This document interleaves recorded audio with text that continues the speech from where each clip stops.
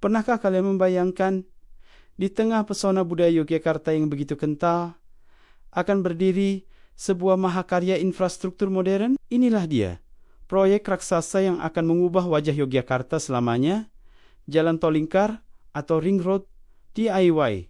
Bukan sekadar jalan. Ini adalah arteri baru yang akan memompa kehidupan dan kemajuan bagi seluruh wilayah. Proyek ini penuh dengan tantangan luar biasa, namun juga diiringi solusi rekayasa yang jenius. Mari kita bedah bersama.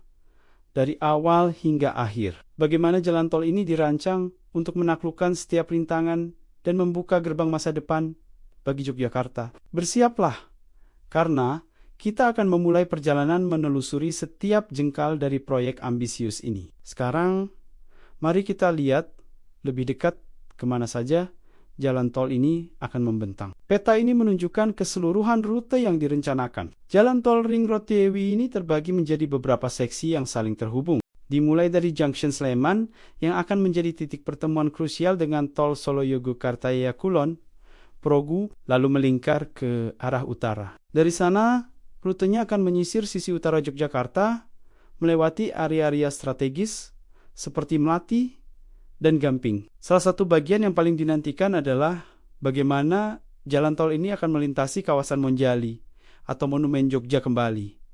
Sebuah ikon yang sangat kita kenal. Rute kemudian berlanjut ke timur, melintasi wilayah Maguwoharjo, dekat dengan Stadion Kebanggaan kita. Bayangkan betapa mudahnya akses menuju berbagai lokasi penting nantinya. Dari Maguwoharjo, jalur tol akan berbelok ke selatan, menyusuri sisi timur kota, melewati area seperti Kalasan dan Prambanan, sebelum akhirnya nanti tersambung kembali dengan jaringan tol lainnya di bagian selatan. Ini bukan sekadar jalan tol, ini adalah cincin raksasa yang akan mengikat seluruh penjuru DIY dengan melintasi Kabupaten Sleman, Bantul, hingga menyentuh perbatasan Klaten. Proyek ini benar-benar menjadi urat nadi baru yang menghubungkan pusat ekonomi, pariwisata, dan pemukiman. Setiap wilayah yang dilalui akan merasakan dampak langsungnya, membuka isolasi dan menciptakan peluang-peluang baru yang belum pernah terbayangkan sebelumnya. Ini adalah sebuah game changer sejati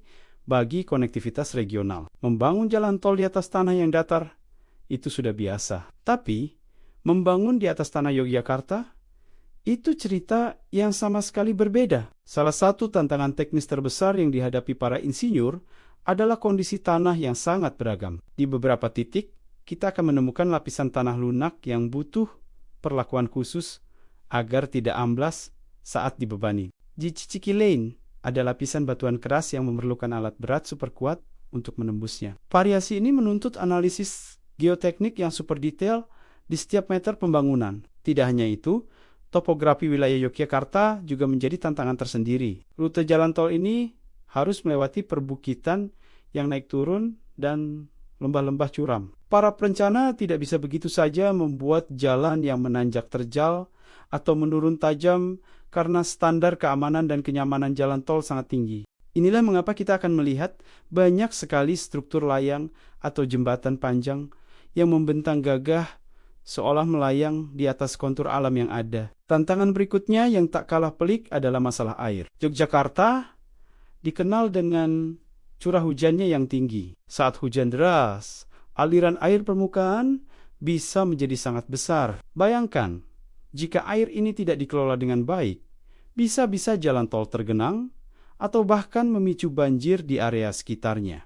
Para insinyur harus merancang sistem drainase yang mampu menampung dan mengalirkan volume air raksasa ini dengan aman, tanpa mengganggu ekosistem yang ada. Mereka harus memikirkan aliran sungai, jalur air alami, dan bagaimana struktur jalan tol ini bisa hidup berdampingan, bukan malah merusaknya. Setiap jembatan, setiap gorong-gorong, semuanya harus diperhitungkan dengan cermat agar air tetap mengalir pada jalurnya. Ini adalah pertarungan antara rekayasa manusia melawan kekuatan alam. Menghadapi tantangan alam yang begitu kompleks, para ahli rekayasa sipil tidak tinggal diam. Mereka datang dengan berbagai solusi cerdas yang benar-benar mengagumkan. Untuk mengatasi kontur tanah yang naik turun, teknik yang disebut cut and fill menjadi andalan utama.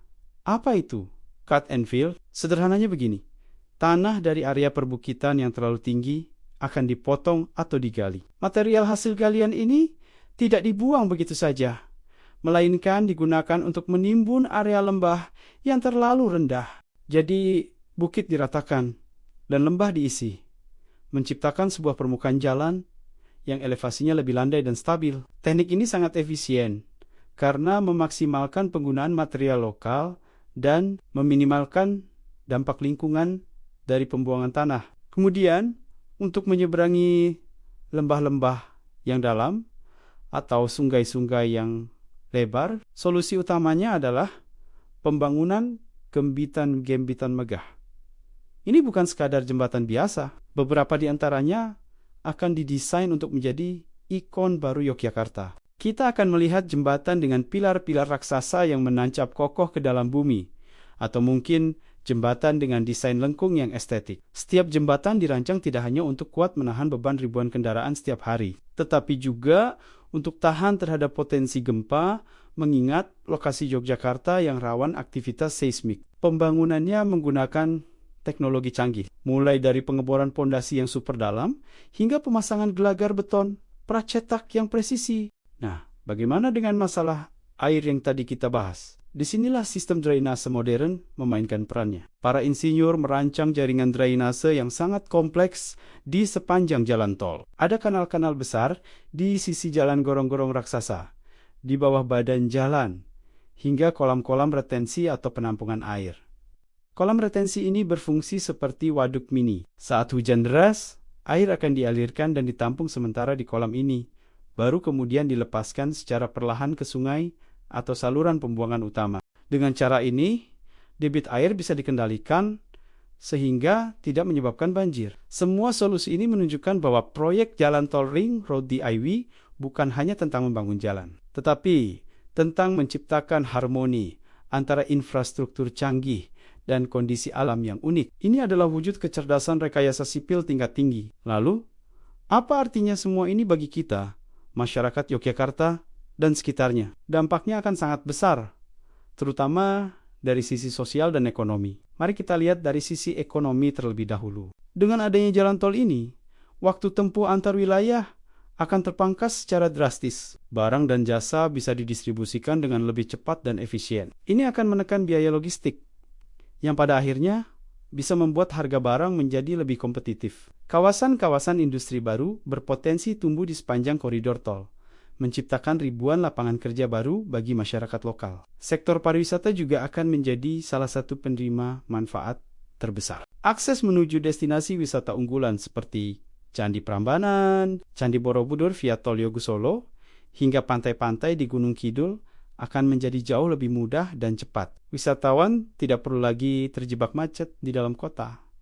Mereka bisa langsung menuju destinasi tujuan. Ini akan meningkatkan jumlah kunjungan wisatawan, yang berarti peningkatan pendapatan bagi hotel, restoran, toko oleh-oleh, dan seluruh ekosistem pariwisata. Kita akan melihat pertumbuhan ekonomi yang lebih merata, tidak hanya terpusat di kota saja. Dari sisi sosial, jalan tol ini akan memperkuat konektivitas antar wilayah yang sebelumnya mungkin terasa jauh. Warga dari Kulon Progo bisa bekerja atau berkuliah di Sleman dengan lebih nyaman. Keluarga yang terpisah antara Bantul dan utara Yogyakarta bisa lebih sering bertemu. Jalan tol ini bukan hanya menghubungkan titik di peta, tetapi juga menghubungkan manusia. Selain itu, pengembangan infrastruktur besar seperti ini seringkali diiringi dengan peningkatan kualitas hidup di sekitarnya, seperti perbaikan jalan lokal dan fasilitas umum lainnya. Ini adalah investasi jangka panjang untuk generasi mendatang, sebuah langkah maju yang akan membawa Yogyakarta ke level berikutnya. Setelah melihat semua detail dari proyek raksasa ini,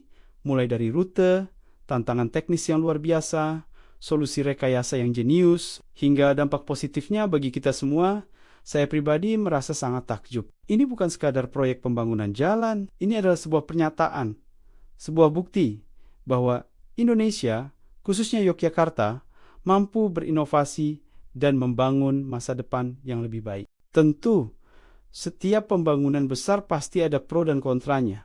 Ada tantangan dan pengorbanan yang harus dihadapi. Namun, melihat visi besar di balik jalan tol Ring Road DIY ini, saya optimis bahwa manfaat jangka panjangnya akan jauh melampaui tantangan yang ada. Proyek ini akan menjadi warisan, sebuah arteri kehidupan baru yang akan terus mengalirkan kemajuan bagi Yogyakarta dan masyarakatnya untuk dekade-dekade yang akan datang. Kini, saya ingin mendengar pendapat kalian. Bagaimana proyek ini akan mengubah kehidupan sehari-hari kalian? Apa harapan atau mungkin kekhawatiran kalian terkait pembangunan jalan tol Ring Road Dewi ini? Jangan ragu untuk berbagi pemikiran kalian di kolom komentar di bawah.